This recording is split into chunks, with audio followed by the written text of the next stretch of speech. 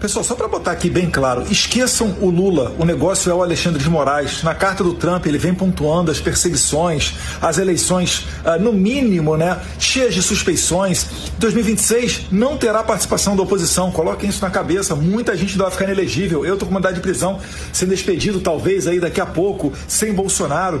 Então... Ou você vai enfrentar o problema e imaginar um arranjo novo, tá?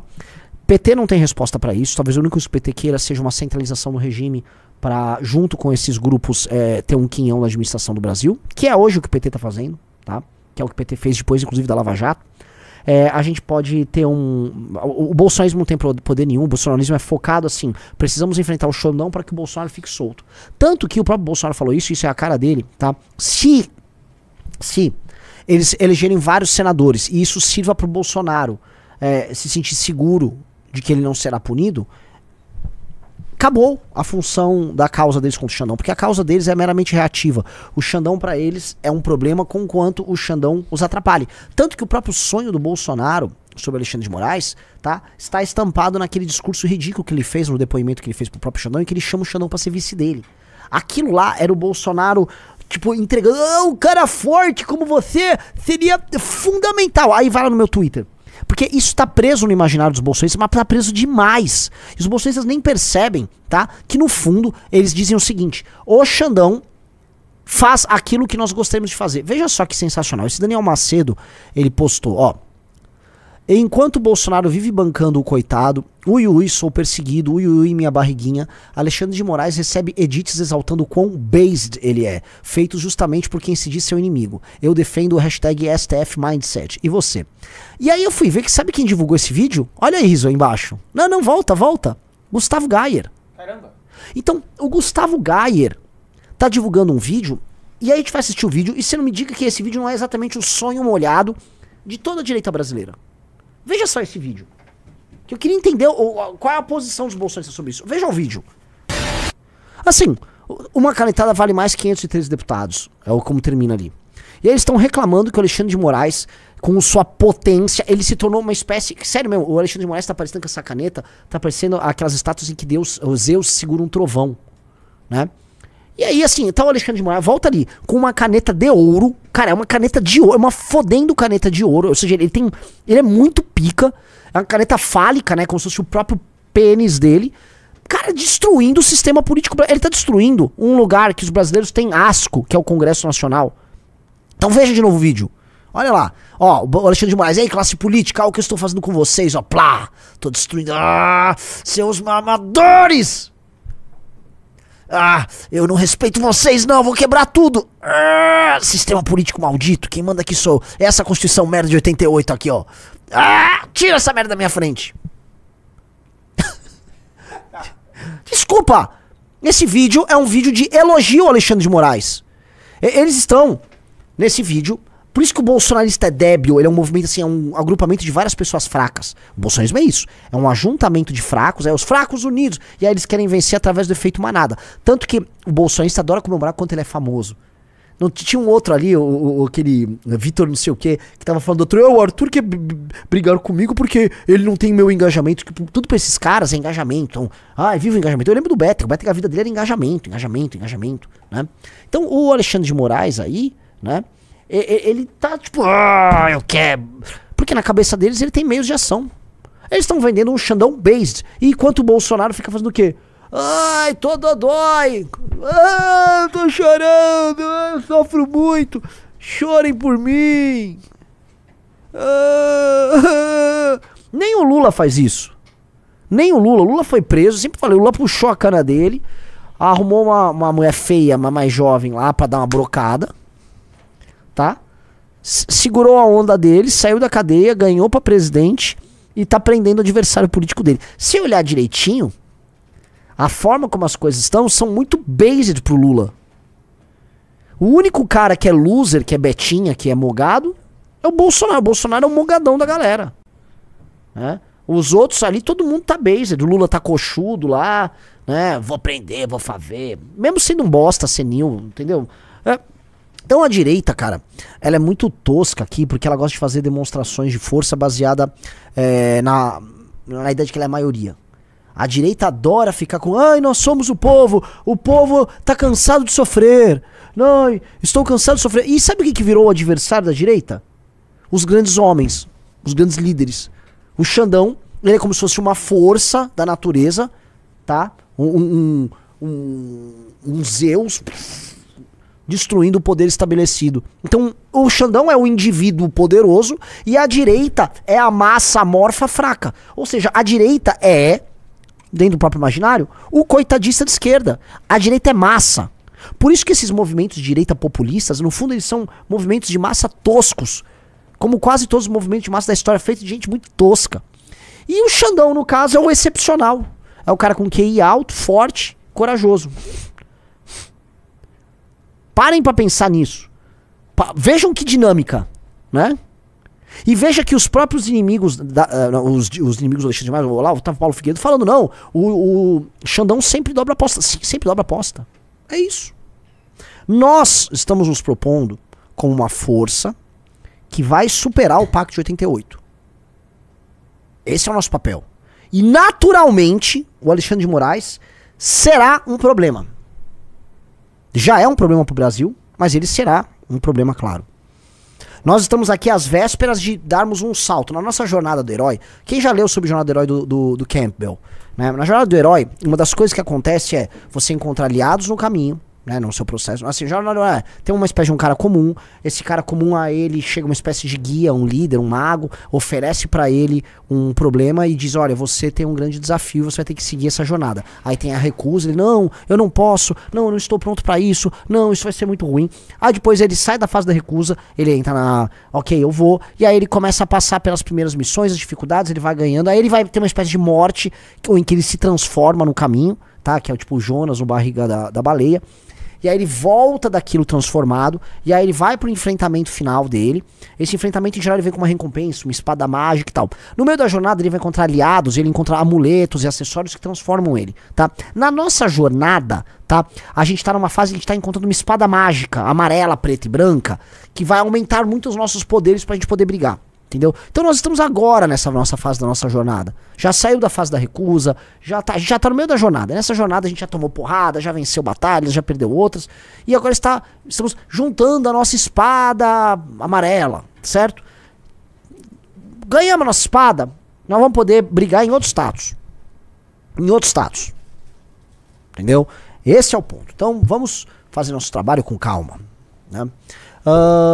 O Eduardo Souza falou, no final matamos o dragão e aí depois tem um retorno pra casa. O dragão, cara, é a derrota do patrimonialismo do Brasil, tá? E assumir o poder e fazer história construindo o Brasil como algo completamente diferente e reinserindo o Brasil no mundo como uma força.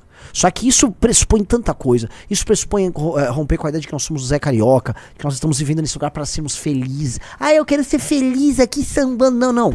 E nós vamos ter que fazer um reencontro, tá? Com a nossa sombra. Porque o Brasil nega tanto a sombra dele que a sombra já tá escancarada como deturpação.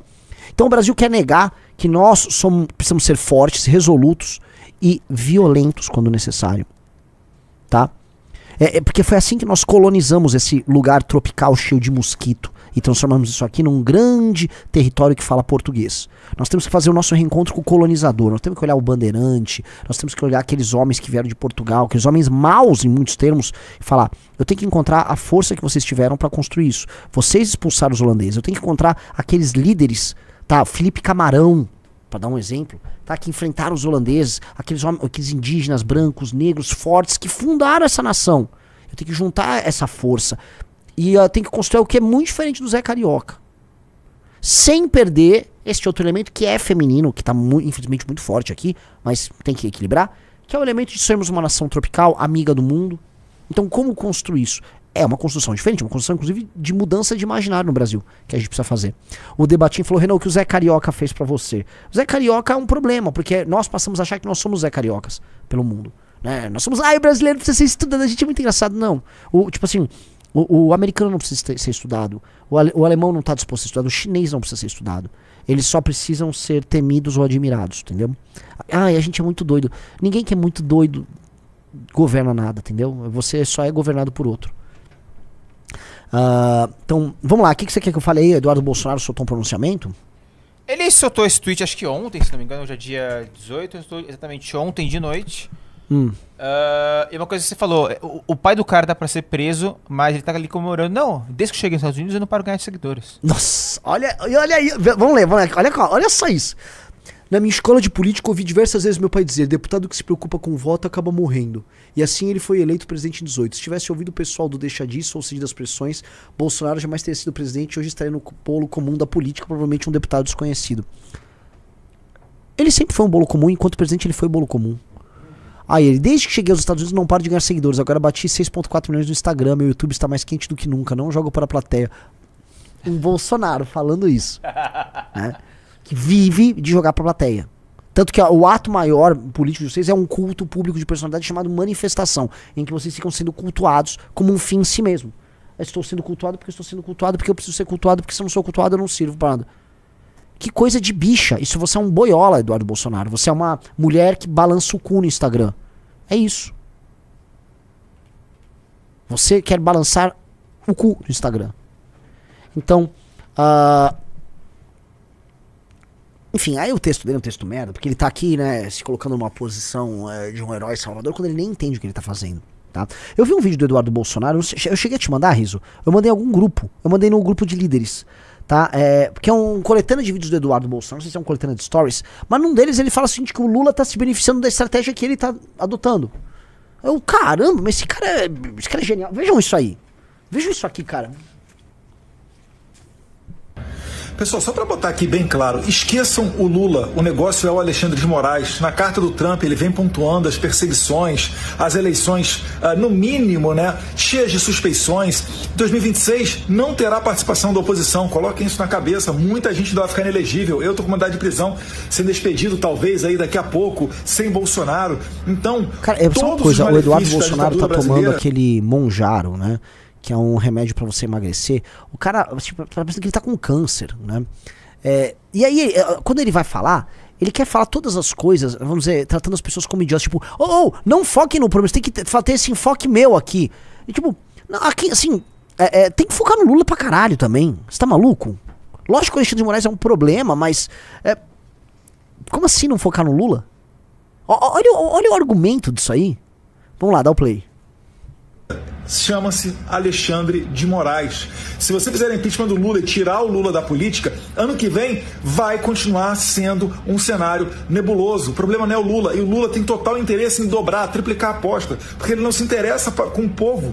Todo mundo vê o que o Maduro faz na Venezuela e eles acham a coisa mais maravilhosa do mundo. Então é desejável a inflação, a crise econômica para o Lula, e vai ser sensacional, porque ele está pensando em jogar o Brasil no colo da China, da Rússia. Então, esqueça o Lula. O negócio chama-se Alexandre de Moraes. É da caneta dele. O que ele tá falando é o que... seguinte, ele esquece. Ele acha que assim, o Brasil, assim, existe uma entidade abstrata que é o Brasil e que tem crises. E que as pessoas, não, o Lula tá interessado nessa crise. Ô, seu imbecil, as pessoas sentem o efeito da crise. O Eduardo Bolsonaro não entende isso. Porque o Eduardo Bolsonaro, a vida inteira dele, ele era ou funcionário fantasma ou funcionário público. Ou parlamentar. Então o Eduardo Bolsonaro não tem a ideia de que você pode correr risco na vida. O primeiro emprego dele foi ser funcionário fantasma do Roberto Jefferson, na liderança do PTB, se eu não me engano. Sim. Foi emprego. Então na cabeça dele, dinheiro é uma coisa que aparece na sua conta todo mês. Não importa o que você faça. Então pra ele não existe risco. Pra ele, esse negócio de crise econômica meio que não faz sentido. E como eu já vi, assim, juízes, promotores, essa cara, crise econômica, a galera fica vendo esse noticiário econômico, a galera tem que ser muito mesquinha. Lógico, porque o dinheiro cai na sua conta todo mês. Faça chuva, faça sol, o dinheiro vai cair na tua conta. Pra uma fábrica, pra uma loja, pra um assalariado, pro entregador, não é assim.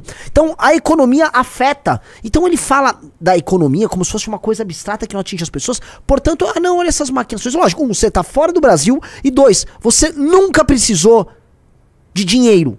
Nunca precisou. Então é muito fácil usar esse argumento. Isso é um argumento de filho da puta. Mas como o Eduardo Bolsonaro é um mimado do cacete, sempre foi, vamos colocar aqui, né, a revolução do maconheiro do forfã, fã de forfã, surfista, pelo menos sempre foi espada. Porra, nessa família aí, cara, a gente tem que levantar isso aí. O Riso sempre reclama, fica chamando todo mundo de boiola. Esse aqui nunca foi boiola, tá? Nunca foi boiola. Tem 2 irmãos boiolas e um ladrão. Esse pelo menos nunca foi. Entendeu? Mas também nunca foi muito brilhante, tal, tá? Então, na cabeça dele, então, tá muito, muito claro, assim, tipo, problemas econômicos são dados que saem no jornal pra você xingar seu adversário. É isso. Eles não são concretos. Então as pessoas... Se tem uma crise econômica, todo mundo tá se ferrando. Então tem que bater no Lula demais. Porque a crise que envolve Trump só existe porque o Lula tomou decisões canalhas. Canalhas de tornar o Brasil um vassalo dos BRICS. Capite? Vamos lá. Pode vir a solução para o Brasil. O Lula, ele tá nas cordas. Ele tá adorando essa treta toda com o Trump. Porque ele tá vendo a possibilidade, primeiro, dele conseguir... Veja só, essa é a parte mais maluca. Conseguir, de alguma maneira, chamar o povo brasileiro uma união para aumentar a popularidade dele contra um inimigo externo comum. E segundo, né, o Celso Amorim, o sonho dele é jogar o Brasil em outro eixo, o eixo do mal, né, o eixo que não respeita as liberdades, dissociar de vez dos Estados Unidos. Esse é que é o sonho dessas pessoas, né, a despeito de toda a cultura, história e proximidade em valores que nós temos dos Estados Unidos, que sempre foi o farol da liberdade, a referência de democracia. Então parem de dar moral pro Lula, ele é só um bêbado na rua, agonizando no final de um governo. Os problemas que a gente... Ele não tá falando nada com nada. Ele tá falando que o Lula está se beneficiando, que o Lula vai se beneficiar disso, que essa estratégia é boa pro Lula, que o Lula está muito feliz com ela, e aí que isso vai nos jogar no colo da China e que vai nos transformar na Venezuela, mas portanto nós não precisamos fazer nada pra evitar isso, porque ele é um bêbado. Vocês estão entendendo? Eu tô louco, Riso? Ou eu entendi errado o vídeo dele? Não, tá isso mesmo.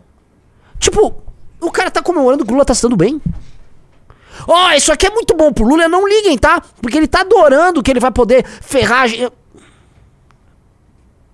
É isso, eu tô maluco. Alguém fala, Renan, você tá maluco? Porque me parece que esse cara é um demente. Esse cara é um demente. Isso é papo de demente. Um cara mandou Eduardo totalmente based. Isso aqui é uma das coisas mais loucas. Gente, atenção. O Lula vai fazer tudo isso, tá? Vai ter uma crise gigantesca pra vocês. Não foquem nele. Ele não é o inimigo. Até porque eleições... Olha o que ele coloca. Eleições sem mim e sem meu pai não são eleições. Então quer dizer que pra existir democracia tem que existir um Bolsonaro. Tudo nessa cabeça de monjaro dele gira em torno dele e do papai dele. Porque eles são os egocêntricos malucos, puta de like, né? Mulher de bunda no Instagram, é isso. E tudo gira em torno, assim como a piranha de Instagram, tudo gira ao redor do glúteo dela, que tem que ser admirado e receber coraçõezinhos ali. Na cabeça deles, toda a vida política da nação gira em torno deles. Tudo gira em torno, então assim, o Brasil quebra, tal, não, mas é bom, agora foca porque preciso salvar meu pai, tá? Agora, se o pai dele puder ter o Xandão de amigo amanhã, o Xandão é amigo, amanhã não tem problema. Se o pai dele puder dar um golpe de Estado e ele é o ditador em questão, também não há problema. Tudo é ele. Tudo é ele. Aí, beleza. Todo mundo like na live pra gente bater 10 mil pessoas aqui, cara. Puta live, vambora. Então, isso é muito louco. Isso é muito louco, porque milhões de pessoas seguem esse cara. Você não vai conseguir fazer enfrentamento Xandão, galera. Isso eu tô sendo bem claro pra você que tá me assistindo. Digite um aqui, se você... Não tenha vergonha. Se você é eventualmente um bolsonarista, tá? E que tá vindo acompanhar pra entender, assim, uma visão diferente, tá? Porque, o Xandão é um problemaço. O Xandão é um problemaço. Só que até hoje, todas as estratégias dos bolsonaristas levaram ao aumento de poder do Xandão. Isso é claro, isso é nítido. Não me parece fazer sentido, tá? Acreditar que essa estratégia vai dar em algo muito diferente. Só tá me soando uma estratégia desesperada, tá? Ele tá falando, o Lula é um bêbado, desesperado, no final de carreira, acabando... Não me parece ser o Lula que tá nessa posição. O Bolsonaro, em termos de saúde, tá pior do que o Lula. O Bolsonaro, em termos políticos, tá pior do que o Lula. O Bolsonaro, em termos jurídicos, tá pior do que o Lula. Veja o que eu tô falando. Pode dar o play, tem mais um vídeo aí do Eduardo falando alguma coisa.